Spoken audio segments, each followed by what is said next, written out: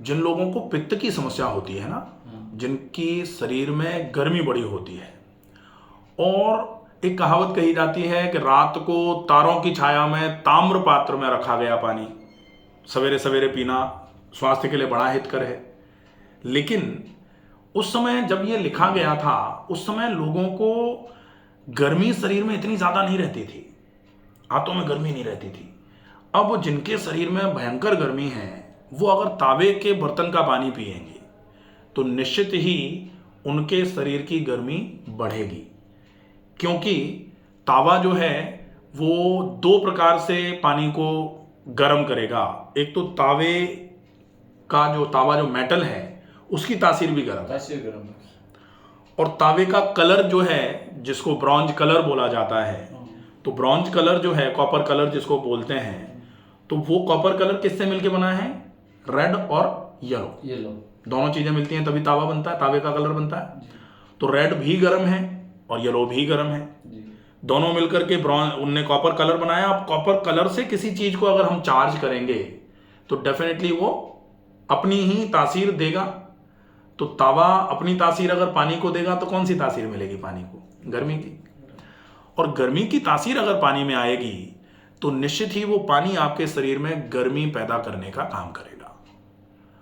जिन लोगों को पेट में गर्मी की समस्या है, जिन लोगों को हथेलियों में, तलवों में जलन होती है, या फिर किसी किसी को आंखों में जलन होती है, या फिर एक चीज और बोली जाती है कि गर्मी की वजह से तनाव भी बढ़ जाता है, तो जिनको तनाव की समस्या है, तनाव भी गर्मी की ही बीमारी है। लोग कहते हैं ना, नहीं इनसे अभी बात मत करो, इनका भेजा अभी गर्म है। भेजा गर्म का मतलब वो गर्मी से ही लिया गया, तनाव में है ये, अभी बात करेंगे, अभी बेकार में चिल्लाएंगे। मेरे जैसे हाथ है ना, अभी भी अगर मेरे से हाथ गर्म लगेंगे आपको। हाँ, तो सामान्य तौर पर वैसे तो ये कहा जाता है कि सिर ठंडा, पेट नरम और पैर गर्म। तो पैर गर्म होने चाहिए। आप पैर पे हाथ लगाओ, पैर ठंडे होंगे। तलवे पे जैसे हाथ लगाएंगे ना, तलवे ठंडे होंगे। अब अगर तलवे ठंडे हैं तो तलवे ठंडे, हाँ, हाथ गर्म है तभी तो तलवा ठंडा लग रहा है। जैसे हाथ पे ठंडक लगेगी तलवे पे हाथ रखते ही। तो ये जो कहावत कही गई कि सिर ठंडा होना चाहिए, पेट नरम होना चाहिए और पैर गर्म होने चाहिए, इसको पूरा सही करने के लिए बहुत आवश्यक ये है कि आप पेट को सिर्फ नरम कर दो। पेट अगर नरम रहेगा तो स्वतः ही सिर ठंडा हो जाएगा और स्वतः ही पैर गर्म रहना चालू हो जाएंगे। अब जिन लोगों के पेट में भारीपन है, जिन लोगों को पेट में गर्मी की समस्या है, अगर वो गर्म पानी पी करके अपनी उस समस्या को और बढ़ाएंगे तो पेट की समस्या बढ़ते ही सिर और भारी हो जाएगा। तो अब अपन माथे पे हाथ लगाएं ऐसे, तो माथा देखेंगे आपके हाथ, आप अभी कह रहे थे हाथ गर्म है, अब आप अपना हाथ माथे पर लगाइए। अब देखिए कि आपको अपनी हथेली पर कैसा आभास हो रहा है, गर्म कि ठंडा? गर्म हो रहा है। अब यही हथेली हमने अभी पैर पे लगाई थी, ठंडा महसूस हो रहा था, इसका मतलब पैर ठंडे हैं। पेट ठंडे बिल्कुल, हाँ, हाथ लगाते। अब यही हथेली हमने जब माथे पे लगाई तो माथा गर्म है, तो अपोजिट हो गया ना। माथा ठंडा होना चाहिए था, पैर गर्म होने चाहिए थे। अब माथा गर्म हो रहा है और पैर ठंडे हो रहे हैं। तो ये स्वास्थ्य की निशानियों में हम एक निशानी मानते हैं इसको, कि अगर ये हो रहा है तो निश्चित ही शरीर में कुछ ना कुछ चल रहा है। अब उस कुछ ना कुछ चलने की कुछ जो मीटिंग चल रही है ना शरीर में, कि चलो थोड़े और अगर कमजोर हो जाएंगे तो फिर बीमारियां आ जाएंगी, या फिर शरीर में गड़बड़ियों की जो तासीर है वो फैल रही है। ये जो मेरे ज्यादा जो साइकिल हुई है, कोई भी यार कमजोर कैसे हो रहा है, क्या हो रहा है, हाँ, कमजोर कैसे हो बिल्कुल, रहा है, बिल्कुल, क्या हो रहा है। अच्छा, मेरे को पता नहीं था मेरा डायबिटीज है। हाँ, मेरा होली के ऊपर मतलब एक दस्त हुए थे मेरे। हाँ, अक्सर मेरे 2-3 महीने हो जाते हैं तो पेट साफ हो जाता है, मैं ठीक से समझ। हाँ, दस्त हुए थे, तो ये साल में मेरे पास होते हैं, कई बार होते हैं। अब होली वाले दिन शाम को खाना खा के सोया था, सुबह 4 बजे से मुझे दस्त हुई। एक बार गया, 2 बार गया, मैंने टेबलेट ले ली, सुबह 7 बजे दस्त बंद हो गए थे। लेकिन मेरे से उठ के दुकान ही चला गया। बिल्कुल बिल्कुल। तो मैं सोचा दस्तों में पहले होते थे, लेकिन अपन ऐसा ऐसे हाथ पैर टूट गया, पूरा शरीर टूट गया कि अपन दुकान नहीं जा पा रहे, ये कौन सी बात हो गई। बिल्कुल बिल्कुल बिल्कुल। तो अब मैं क्या कर रहा हूँ, ग्लूकोज का डब्बा लिया है और बस कमजोर और पिए जा रहा हूँ। शाम को दुकान गया नहीं, शाम को डॉक्टर के पास गया, गुस्सा इसमें यार कहीं रात को दस्त नहीं हो जाए। तो उनके पास गया तो गुस्सा ऐसी बात हो गई, दस्त हुए थे, मेरे से उठा नहीं जा रहा यार, और मेरा वजन भी काफी टाइम से कम हो रहा है। वो डॉक्टर जो था वो डायबिटिक था। तो उसने तुरंत झाँप लिया, भाई साहब ये आपको डायबिटिक तो नहीं है। अनयूजुअल वेट लॉस, शुगर का सबसे पहला लक्षण यही होता है कि अगर किसी का अचानक वजन कम हो, तो वैसे तो अचानक वजन कम होने के कई कारण होते हैं, लेकिन एक कारण उनमें से मैं डाइट बढ़ा रहा हूँ। हाँ, मेरा वजन कम हुआ, मुझे लोगों ने बोला यार क्या हो रहा है, कैसे और मैं शाम को कभी दूध नहीं पीता, दूध पीने लग गया, कभी ड्राई फ्रूट्स। जब भी शुगर होती है ना, तो शुगर में जैसे अपन ने अभी बताया था ना कि एक तो अनयूजुअल वेट लॉस, फिर पॉलीफेजिया आएगा ही।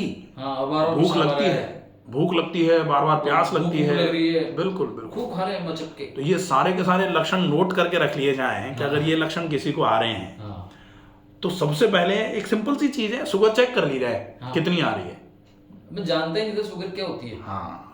और मैं डाइट बढ़ा रहा हूँ, ग्लूकोज ही पी रहे हैं, ग्लूकोज पी रहे हैं। और देखा तो उसने बोला हो सकती है डायबिटीज, मुझे पता नहीं, चेक कर लिया, निकला तो 280 थी। हाँ बिल्कुल बिल्कुल, वो शुगर डायबिटिक डायरिया जो होता है ना, उसमें डायबिटीज जब थोड़ी बहुत भी ज्यादा होती है तो एक डायरिया सा क्रिएट कर देती है। वो डायबिटिक डायरिया जो है ना, वो एक्सेसिव वीकनेस का कारण बन सकता है।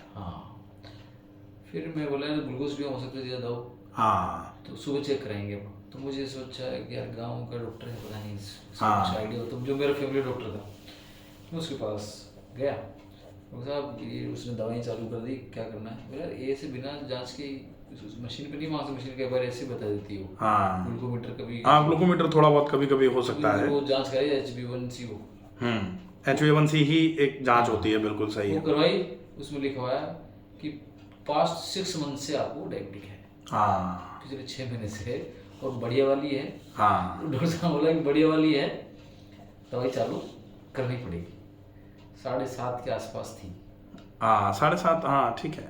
तो बढ़िया वाली है, ऐसे दवाई लिख दी उन्होंने। फिर मेरे दिमाग में बात समझ में नहीं, यार नहीं, कोई स्पेशलिस्ट को, एंडोक्राइनोलॉजिस्ट को दिखाएंगे। वहाँ गया, उसने जांच कराई, उसमें भी यही मामला है। कर दो भाई चालू, क्या करें, हो गई तो। नहीं कोई जरूरत ही नहीं पड़ेगी, आप बिल्कुल दवाइयों की आवश्यकता ही नहीं है। 20 दिन तो मैं दवाई लिया, 20 दिन में खट समझे फेंक के उस दवाई। बिल्कुल नहीं, ठीक है, कोई दिक्कत नहीं है। दवाइयों में हम जनरली ये बोलते हैं कि दवाइयों का जो उपयोग है अत्यंत आवश्यक हो जाए। जैसे HbA1c आपका 11 आ रहा है या 12 आ रहा है, कई लोगों का 13 आता है। ऐसे केस में लोग कहें कि नहीं दवाई नहीं खाएंगे हम, तो फिर थोड़ा नुकसान होता है। फिर हम कहते हैं कि दवाई खाओ, और दवाई के साथ साथ अपनी जीवन शैली को बहुत अच्छी कर दो। अच्छा खाना, परहेज के साथ खाना, खूब व्यायाम करो, उस दवाई को छोड़ने का इंटेंशन बनाओ, तो फिर दवाई धीरे धीरे करके ये करते रहेंगे, दवाई अपने आप ही ऐसे करके कम हो जाएगी। शरीर तो चाहता है कि आप मेहनत करना चालू कर दो, कोई जरूरत ही नहीं हमको तो दवाई की, हम तो अपने आप को वैसे ही ठीक कर लेंगे। अपने आप चीजें सही होना चालू हो जाती है। लोगों से पूछे, कोई कह मेरे 400, कोई कह मेरे 600 है। खूब रहती है शुगर, 13 रहता है, 14 HbA1c रहता है। बोलो हम तो खाते हैं बेटा, हम तो नहीं छोड़ते, दवाई ले रहे हैं ना। नहीं, ये जो प्रोटीन है नहीं, बहुत मैं तो लिया ही नहीं दवाई। चाय वाय में मीठा तो मेरे को वैसे ही पसंद नहीं था, तो नहीं, मीठा तो मैं वैसे ही कम खाता। चाय बिल्कुल छोड़ दी, जिस दुकान में 2-4 चाय दो बिल्कुल छोड़ दी, कोई नहीं माने वैसे फीक लिया। बिल्कुल नहीं, चाय वैसे भी छोड़ देनी चाहिए। चाय नहीं पीनी चाहिए। और दूसरा, कोशिश जब भी हो जाए, जैसे जो नेचुरल जूसेस वगैरह जो घर में बन सकते हो, बना के पी लो, जो भी नेचुरल, जैसे अभी गाजर आ रही है, मेरे को नीम के पत्ते, कड़वी नीम के पत्ते मैं खा लेता हूँ, बढ़िया। घर के जामुन का पेड़ है, वो पत्ते, जामुन के पत्ते का जूस पी लो, नीम के पत्ते बना के पी लेता हूँ, खीरे का जूस पी लो, लौकी का जूस पी लो, सफेद कद्दू का जूस पी लो, ये सब अच्छे हैं, बढ़िया है, कर लेता हूँ, कोई दिक्कत नहीं, मुझे कोई भी चीज बुरी नहीं लगती है। बढ़िया, बहुत बढ़िया भाई। किसी से भाई खिन्न हो रही है, ऐसा कुछ भी नहीं है, ऐसे चबा जाता हूँ मैं, बहुत बढ़िया, 5 इधर चबा जाता हूँ, कोई दिक्कत नहीं मुझे। ये तो सब बिल्कुल क्लियर हो जाएगा। आप तो लगभग 3 महीने का एक प्लान रखना। 3 महीने में आपका HbA1c बिल्कुल नॉर्मल आ जाएगा और आपको कतई मेडिसिन की जरूरत नहीं पड़ेगी। एहसास हो रहा है मेरी आंखें भारी रहती थी। हाँ बिल्कुल। बिना बात गुस्सा जाता था, मतलब ये हाल हो गया डॉक्टर साहब। अब मेरे पास छोटा कस्टमर को आता नहीं, सब बड़े बड़े को 1 लाख का 2 लाख 5 लाख, उनसे सीधे मुंह बात नहीं करता था। हाँ लेना तो लेना मत लो। तो सोचे यार ये रोग का लक्षण होता है। हाँ, ऐसे जोरा से बात में गुस्सा हो जाता था। हाँ यार ऐसे काम किससे लगे तो काम खराब हो जाएगा। फिर मैंने जब से किया ना, अब मेरे को नहीं होता है, आंखें भारी, ये पैर बिना काम करे ऐसे भारी हो जाते हैं। हाँ बिल्कुल बिल्कुल बिल्कुल। यार कुछ काम नहीं कर रहे, दुख रहे हैं पैर। सिर्फ व्यायाम करने से आज ये स्थिति है। वैसे तो व्यायाम के लिए एक बहुत अच्छा श्लोक आयुर्वेद में लिखा गया है, व्यायामम कुर्वते नित्यम। जो व्यक्ति नित्य व्यायाम करता है, विरुद्धमपि च भोजनम, विरुद्ध आहार भी यदि वो व्यक्ति करे, तो भी विदग्धम अविदग्धम वा, कच्चा या पका जैसा भी खा ले, निर्दोषम परिपच्यते, उसको, उस व्यक्ति को कोई दोष नहीं लगता, उसका सब पच जाता है। लेकिन किसका पच जाता है? व्यायाम कुर्वते नित्यम, जो नित्य व्यायाम करता है। तो व्यायाम बासी तो रोटी सब खा जाते थे पहले, छोटे थे जब नहीं था कुछ भी, खूब बासी रोटी कुछ भी, जैसे दौड़ना भागना कूदना काम, ये सारी चीजें जब तक होती रहेंगी ना, तब तक कुछ जरूरत ही नहीं पड़ेगी किसी भी चीज की, सब अपने आप बिल्कुल नॉर्मल हो जाएगा, बढ़िया रहेगा। आप तो अच्छे से फॉलो करो, देखेंगे बिल्कुल खत्म कर लेंगे। कोई दवाई वही की ज्यादा जरूरत पड़ेगी नहीं, बिल्कुल भी अभी भी हम ले खा रहे हैं, कोई जरूरत नहीं है। रिलैक्स रहो बिल्कुल आराम से, ठीक है। ये तोड़